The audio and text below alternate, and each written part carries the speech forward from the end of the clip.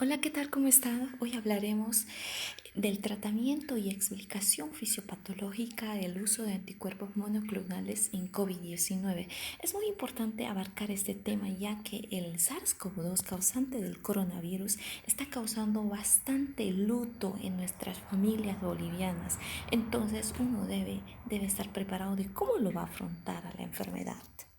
Comencemos con una breve introducción. En diciembre de 2019 han sido descritos los primeros casos de infección por el SARS-CoV-2 y sabemos que ese año comenzó o el brote surgió en la ciudad de China, en Wuhan, una ciudad aproximadamente de 11 millones de habitantes en la provincia de Hubei. Entonces, desde ese momento, los casos se multiplicaron exponencialmente, diseminándose así por el mundo. Y en las últimas semanas, los casos confirmados y muertes por COVID-19 se han disparado a nivel mundial en nuestro país mismo y se espera que estas cifras continúen aumentando en el futuro. Prácticamente la pandemia ha abrumado los sistemas de atención médica y ha llevado a tomar medidas preventivas en nuestro medio. Ya a un inicio de la pandemia, las medidas la prevención mediante programas de confinamiento en el hogar, las medidas de higiene, el distanciamiento social que se tenía a un inicio, pero ahora que no se está respetando esto, pues nos está llevando a que la enfermedad se dispare. Mm. El director general de la Organización Mundial de Salud del OMS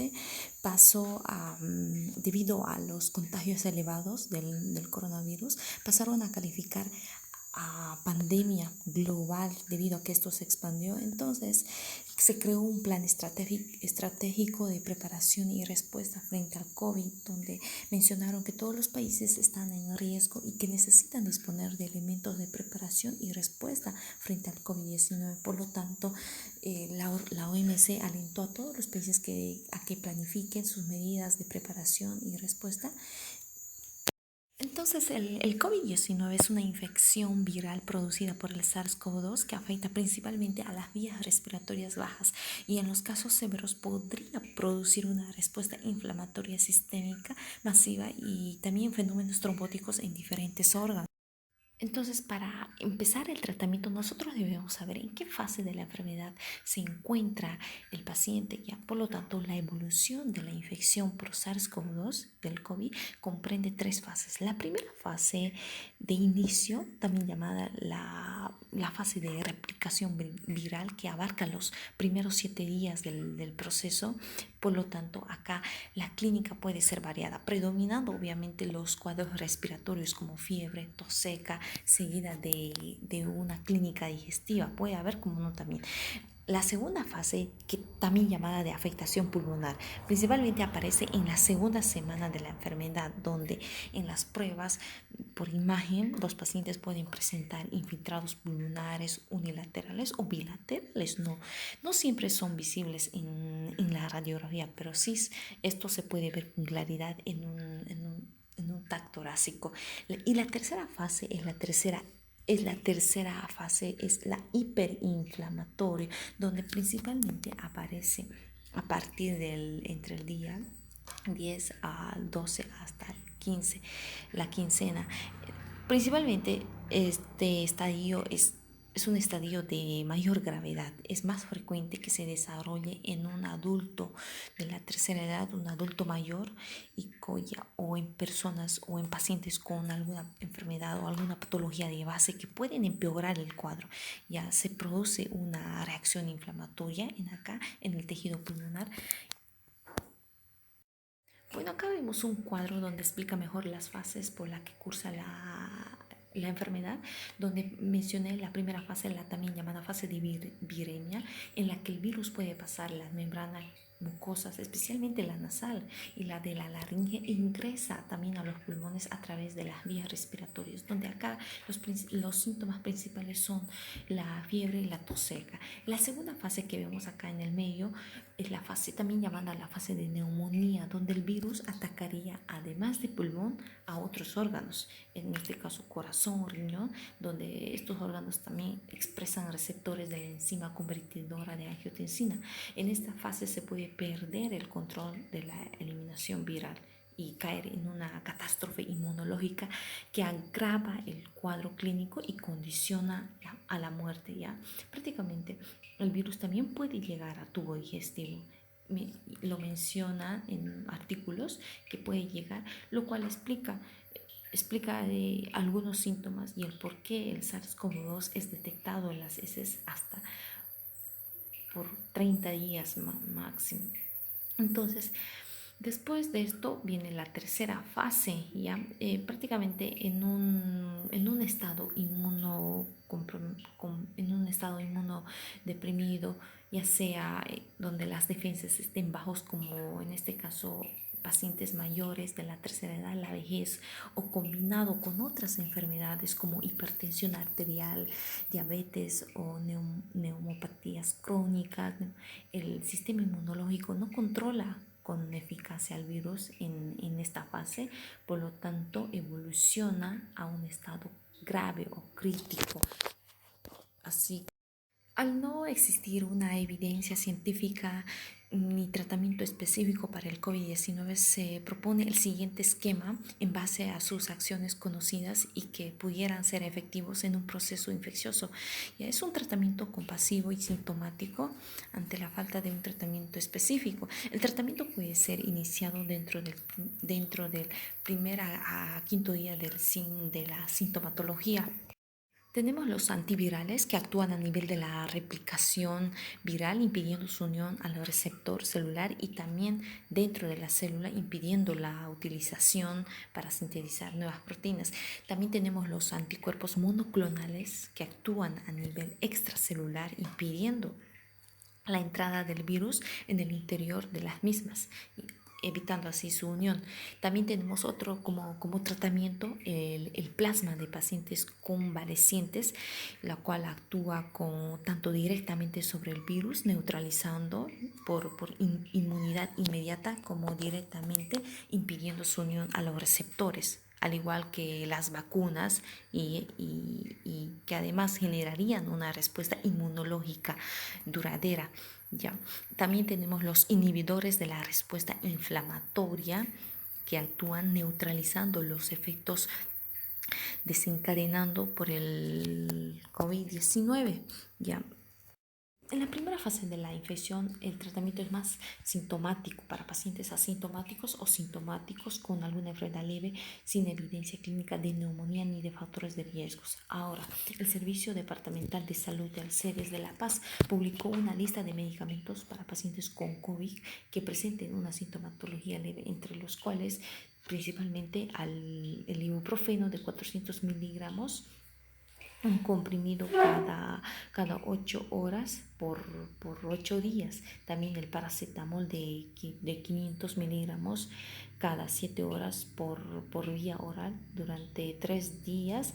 También la aspirina de 100 miligramos cada día por 10 días. El omeprazol también se lo puede administrar al paciente de 20 miligramos cada 12 horas por 10 días. Ahora, para fortalecer el sistema inmunitario también se lo puede asociar con vitaminas, como por ejemplo la vitamina C de 1 gramo cada 8 horas por 10 días, la vitamina D, el sulfato de zinc de 20 miligramos cada 12 horas por 10 días, también el omega 3 cada 8 horas por 10 días. Ahora, de que si existen síntomas respiratorios, también administrar la citromicina de 500 miligramos el primer día, luego de 200 miligramos cada día por 5 días. Y ahora también debemos tener precauciones, debemos tomar en cuenta las precauciones. Por ejemplo, el paracetamol no se debe usar en pacientes que tengan alguna alteración a nivel hepático, como en este caso pacientes con hepatitis. El ibuprofeno también se debe tener cuidado, no usar en pacientes con antecedentes, ya sea de úlcera péptica o alguna enfermedad cardíaca, una enfermedad coronaria. ¿ya? El ibuprofeno siempre usar con precaución, ya que puede haber daños asociados en COVID, ¿ya? La probabilidad puede empeorar en pacientes hospitalizados, ¿ya?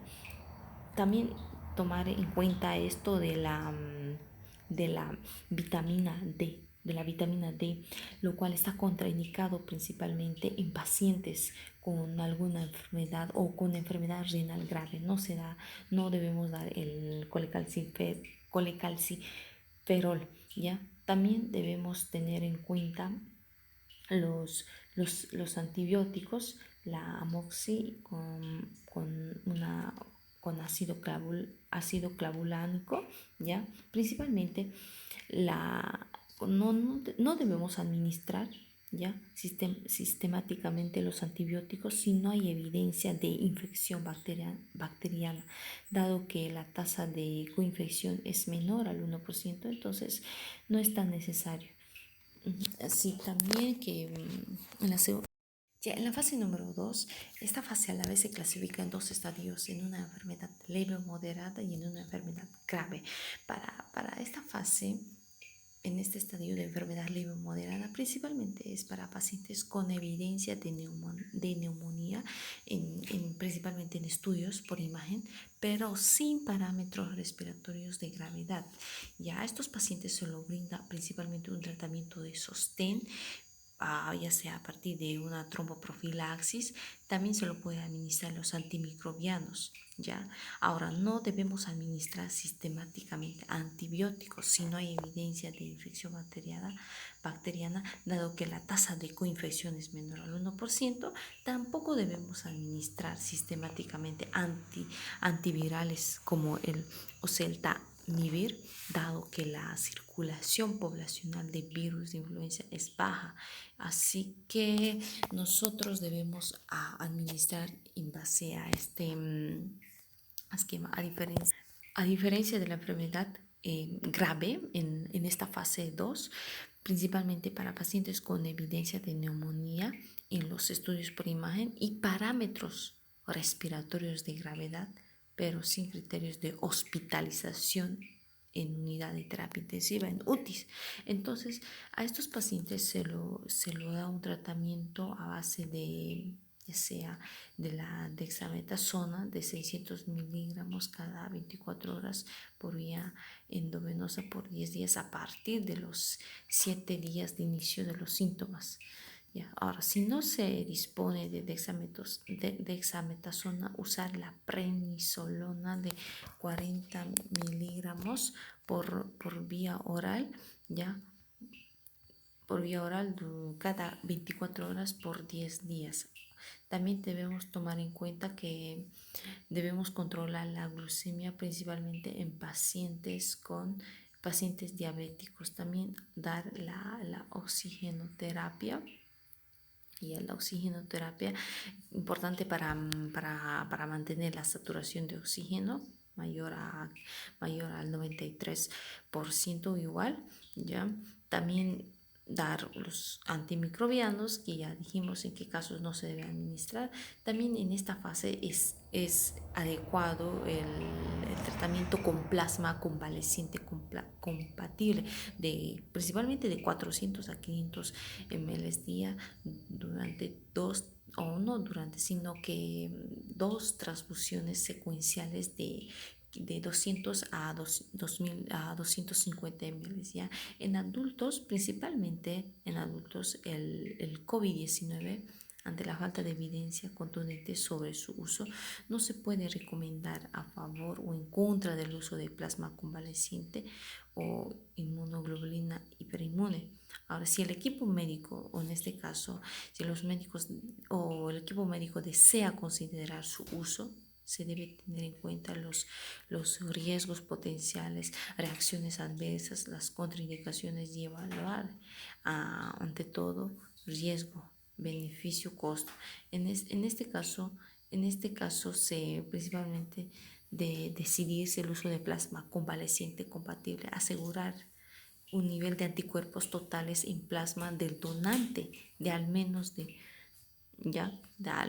la persona que va a donar. Entonces, Esto es en la segunda fase, en el estadio de enfermedad grave, principalmente pacientes con evidencia de neumonía en los estudios por imagen y parámetros respiratorios de gravedad, pero sin criterios de hospitalización en UTI, en unidad de terapia intensiva, lo cual a estos pacientes se le debe administrar. Principalmente el tratamiento adecuado es en base de la oxigenoterapia, los antimicrobianos. Ya, también se le puede administrar la dexametasona de 6 miligramos cada 24 horas por vía endovenosa por 10 días, a partir de los 7 días del inicio de los síntomas. Si no se dispone de dexametasona, podemos usar la prednisolona de 40 miligramos por vía oral cada 24 horas por 10 días. También está indicado el uso del plasma convaleciente compatible de 400 a 500 ml día durante dos transfusiones secuenciales de 200 a 250 ml. ¿Ya? Ahora, debemos tomar en cuenta que en adultos con COVID-19, ante la falta de evidencia contundente sobre su uso, no se puede no se puede recomendar a favor o en contra del uso de plasma convaleciente. Ya, si el equipo médico desea o considerar su uso, se debe tener en cuenta los riesgos potenciales de reacciones adversas, las contraindicaciones y principalmente evaluar ante todo el riesgo, el beneficio y el costo. ¿Ya? En caso de decidirse el uso de plasma convaleciente compatible, principalmente asegurar un nivel de anticuerpos totales en el plasma del donante, ya, de la persona. Entonces, todo eso ayuda, digamos, a tratar en esta fase de gravedad de la fase 2. La etapa 3 ya, tercer nivel de atención, principalmente es considerado para pacientes muy graves, ya con criterio de manejo en terapia intensiva, pacientes con una neumonía grave, pacientes con insuficiencia respiratoria aguda, con distrés respiratorio, pacientes con shock, con sepsis, ya. Entonces, el tratamiento de estos pacientes es se recomienda el uso de dexametasona de 6 miligramos cada 24 horas por vía endovenosa durante 10 días a partir de los 7 días del inicio de los síntomas. Ahora, si no se tiene, pues el uso de prednisolona, ¿ya? Ahora, también es importante que siempre controlar la glucemia en pacientes diabéticos, ¿ya? También dar un tratamiento de sostén, los tromboprofilaxis, ya un soporte respiratorio a estos pacientes críticos, ya. También implementar un protocolo, principalmente protocolos o no implementar, sino implementar brindar protocolos de manejo para para el síndrome de distrés respiratorio, para adultos principalmente con ventilación mecánica invasiva con COVID y distrés moderado severo. Se sugiere la ventilación en posición prono por 12 a 16 horas diarias en lugar de ventilación sin prono, ¿ya? Ahora también podemos administrar los líquidos intravenosos, principalmente administrar con precaución porque la sobrecarga puede empeorar la hipoxemia y el síndrome de distrés respiratorio. También mencionar acá a los antimicrobianos, ya prácticamente dado que los pacientes que ingresan provienen de la comunidad. No es necesario, o algunos provienen de comunidades, pueblos, no es necesario usar antimicrobianos de amplio espectro. Ya intentar obtener una muestra de secreción respiratoria, ya sea esputo, aspirado traqueal, ya para para poder guiarse el esquema antimicrobiano y luego así poder usar. También podemos, no se debe administrar ya los antivirales, dado que la circulación, como ya mencioné, poblacional del virus es baja. Entonces, en estos casos hay que tener mucho cuidado con estos pacientes porque estos pacientes son críticos. Ahora debemos vigilar posibles eventos adversos como una injuria pulmonar asociada a la transfusión. Uno de los antivirales como parte del tratamiento es el remdesivir, una prodroga de un análogo de nucleósido de C-adenosine, lo cual interrumpe la síntesis de ARN viral al inhibir al ARN polimerasa dependiente del ARN viral. ¿Ya? Entonces, prácticamente cuando el año pasado se anunció que por fin un medicamento había logrado tener un impacto en los pacientes con COVID-19, se generó varias expectativas. En este caso, este fármaco antiviral de la empresa farmacéutica estadounidense de Gilead, cuyos primeros ensayos mostraron que podía reducir el tiempo de recuperación de los pacientes contagiados con el coronavirus. ¿Ya? Entonces, este fármaco juntamente con el esteroide, con la dexametasona, mostraron ser eficaces en la lucha contra el coronavirus. Sus efectos adversos que puede presentar este antiviral son la cefalea, la constipación, las náuseas y vómitos, la anorexia, también cambios reversibles en enzimas hepáticas y coagulación.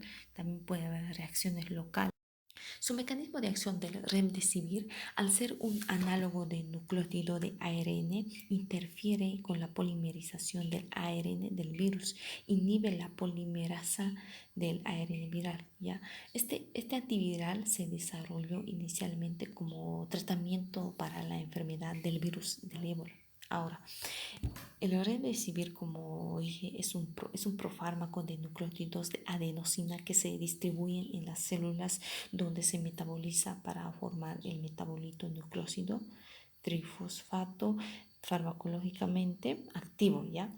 El remdesivir trifosfato actúa como un análogo del trifosfato de adenosina, ATP, y compite con el sustrato de ATP natural para la incorporación en las cadenas de ARN nacientes por la ARN polimerasa dependiente de ARN del SARS-CoV-2, lo que resulta de la terminación de la cadena retardada durante la replicación del ARN viral.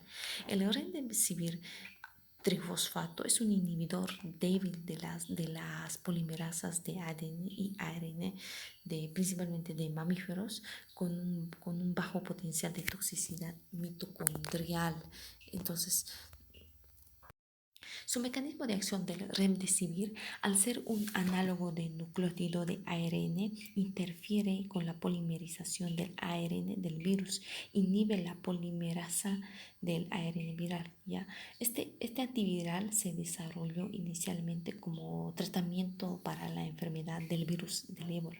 Ahora, el remdesivir, como dije, es un profármaco de nucleótidos de adenosina que se distribuyen en las células donde se metaboliza para formar el metabolito nucleósido trifosfato farmacológicamente activo, ¿ya? El remdesivir trifosfato actúa como un análogo del trifosfato de adenosina, ATP, y compite con el sustrato de ATP natural para la incorporación en las cadenas de ARN nacientes por la ARN polimerasa dependiente de ARN del SARS-CoV-2, lo que resulta de la terminación de la cadena retardada durante la replicación del ARN viral. El remdesivir trifosfato es un inhibidor débil de las polimerasas de ADN y ARN, principalmente de mamíferos, con un bajo potencial de toxicidad mitocondrial. Entonces, el plasma hipoinmune como parte del tratamiento, principalmente plasma de pacientes infectados y convalecientes que han desarrollado una respuesta inmune, puede ser una opción de tratamiento. Ahora, esto implica tomar el plasma que contiene anticuerpos de alguien que se ha recuperado del COVID-19 e infundirlo en una persona enferma con la esperanza de reactivar su respuesta inmunológica. Los anticuerpos monoclonales como parte del tratamiento son eficaces. Uno de los hallazgos que se perfila como prometedor es la terapia de anticuerpos monoclonales, obviamente, tanto para prevenir la infección como para tratar una vez que la enfermedad se ha desarrollado. Entonces, estos anticuerpos monoclonales son iguales a los que nosotros producimos, pero con la diferencia que estos se fabrican en los laboratorios en grandes cantidades. En cuanto a su definición, estos anticuerpos monoclonales son copias sintéticas creadas en el laboratorio a partir de un clon de un anticuerpo específico hallado en la sangre de una persona que se ha recuperado del COVID. ¿Ya? Estos anticuerpos principalmente terminan en MAP, ¿ya? Que precedido de la sílaba que indica el grado de inmunización. Ahora, ¿en qué casos se lo debe administrar estos anticuerpos? Principalmente debe administrarse lo antes posible, después de que surjan los síntomas y una persona dé positivo a la prueba para la detección de la infección. ¿Ya?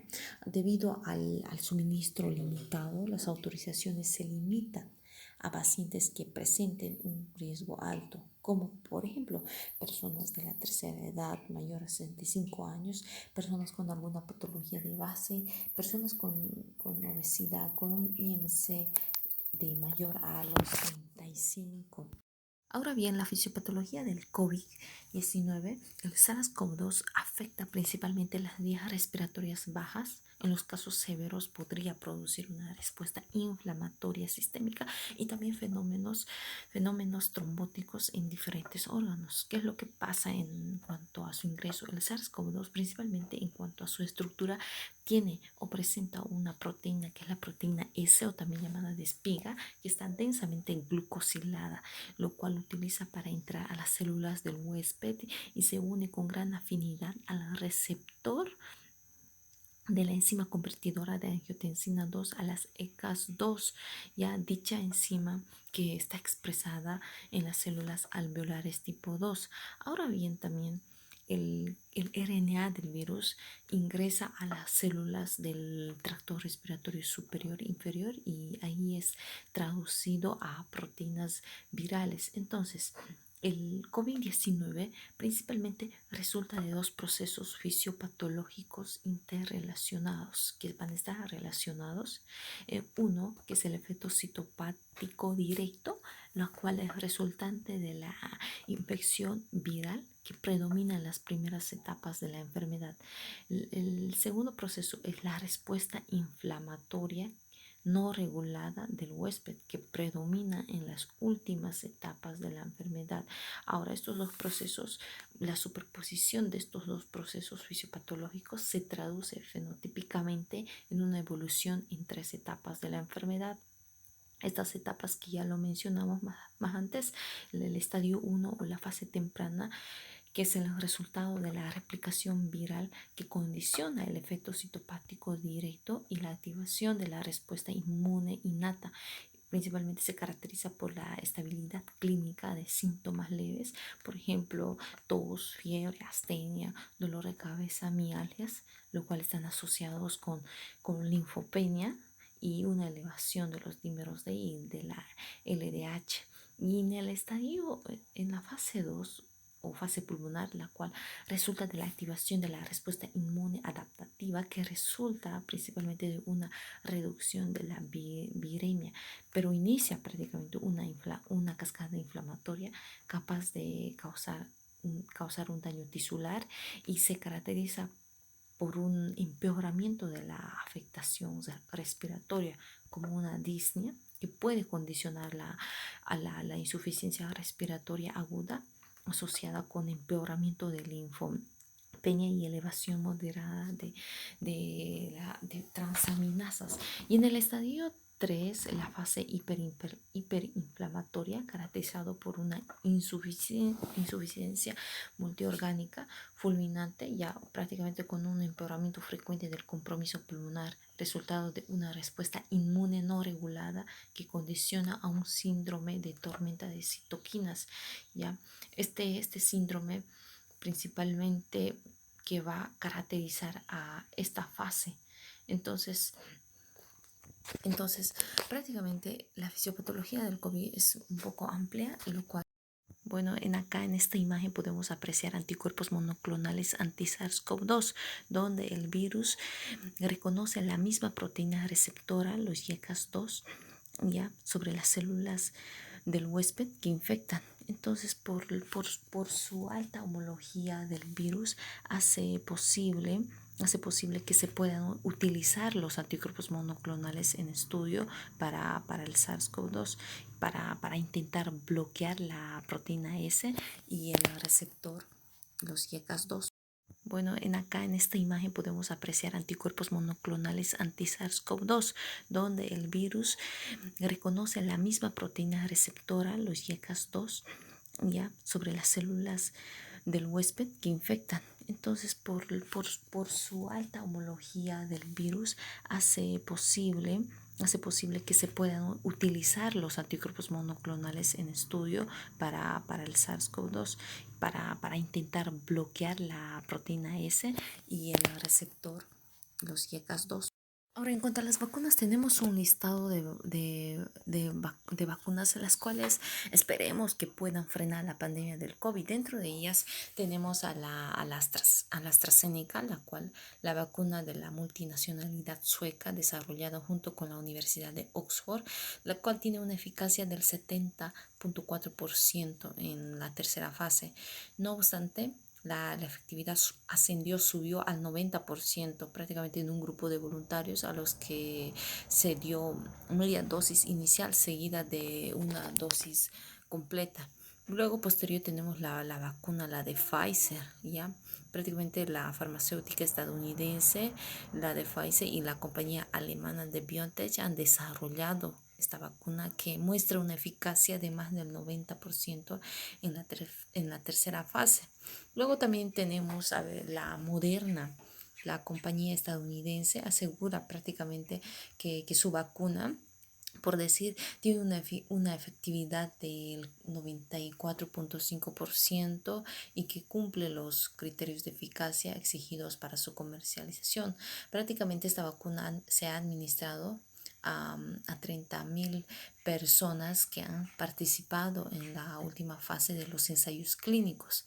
También tenemos la vacuna china, la de CoronaVac, ya prácticamente ha recibido la autorización para vacunar de emergencia a personas en riesgo, prácticamente en China, ¿ya? Y también mencionar a la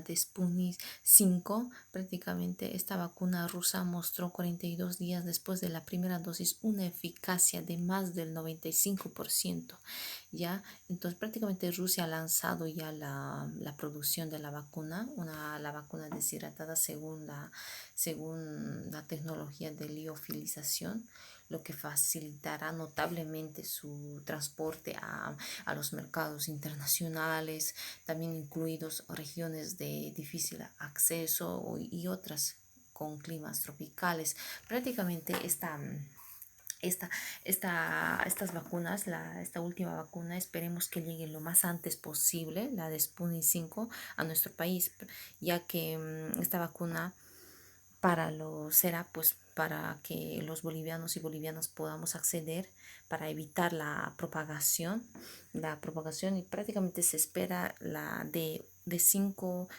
millones de dosis ya la llegada. También se espera la llegada de la vacuna, la AstraZeneca, a finales de marzo, los cuales se sumarán a la de Sputnik 5. Entonces, esperemos que con eso podamos frenar la enfermedad, la pandemia. Entre las conclusiones, ya para finalizar, la llegada de este nuevo coronavirus, conocido como SARS-CoV-2, productor de la pandemia del COVID-19, ha generado en la humanidad un desaforado empleo de recursos epidemiológicos. Sin embargo, esto resultará imposible si no conocemos los factores de riesgos de la población que más se infecta, ¿ya? Y también las condiciones de la respuesta inmunológica que que se desencadenan como respuesta ante el virus, ante la misma. Entonces, también importante ver el aspecto nutricional, ¿ya? La contaminación y la adicción al tabaco que propician una mala evolución ante este virus, por lo que esto nos debe hacer reflexionar, cambiar el estilo de vida de manera contundente. Entonces, en este contexto, se han desarrollado una serie de estrategias a nivel nacional para hacer frente al COVID-19. Por lo tanto, un tratamiento oportuno y a tiempo es muy elemental ya para evitar consecuencias en un futuro. También las recomendaciones es muy importante, ya controlar la fuente de infección, proporcionar un diagnóstico temprano, informar, aislar y generar un tratamiento de apoyo. ¿Ya?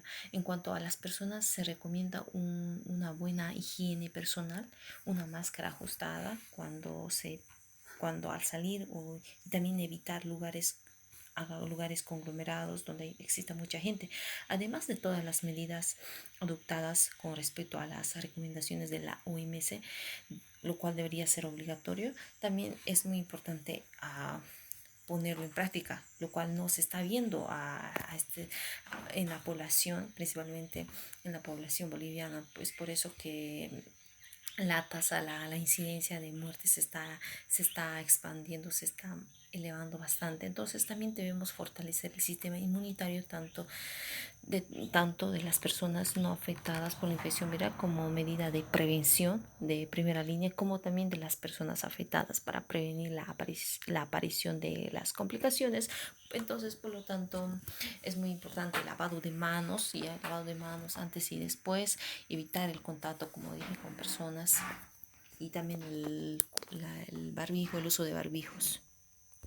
Ante la aparición de los primeros síntomas, iniciar inmediatamente el tratamiento, seguir el protocolo de tratamiento, lo cual puede salvar vidas. El Servicio Departamental de Salud, el CEDES de La Paz, propuso el siguiente protocolo, lo cual está en base a lo que ya mencionamos en las anteriores láminas. Entonces tenemos principalmente para los pacientes leves, lo cual es el antigripal, el ibuprofeno, la aspirina o omeprazol, también para reforzar el sistema inmunitario, tanto para pacientes complicados o críticos de acuerdo a evolución y requerimiento. Bueno, y eso fue todo. Muchas gracias.